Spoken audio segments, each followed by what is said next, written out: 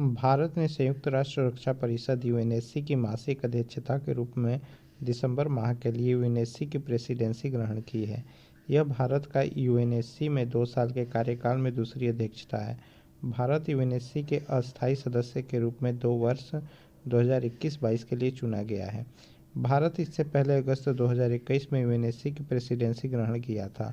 भारत की दिसंबर की अध्यक्षता को विभिन्न वैश्विक घटनाक्रम को देखते हुए महत्वपूर्ण माना जा रहा है।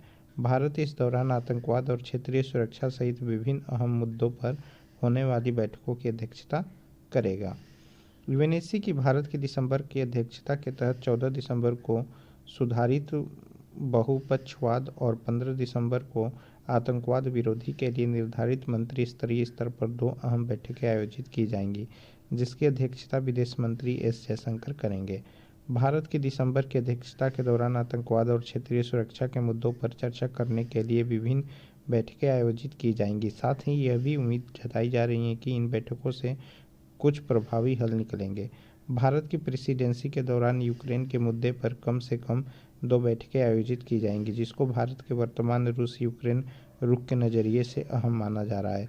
यूएनएससी की भारत की अध्यक्षता के दौरान संयुक्त राष्ट्र के में महात्मा गांधी की एक प्रतिमा का भी अनावरण किया जाएगा। इसे विदेश मंत्री एस जयशंकर और संयुक्त राष्ट्र महासचिव एंटोनियो गुटेरस द्वारा किया जाएगा।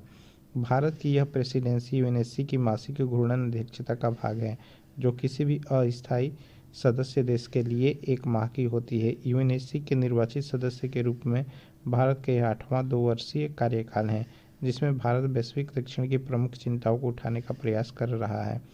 संयुक्त राष्ट्र सुरक्षा परिषद में 15 सदस्य होते हैं, जिनमें 5 स्थायी सदस्य और 10 गैर स्थायी सदस्य होते हैं, जो 2 वर्ष के लिए चुने जाते हैं।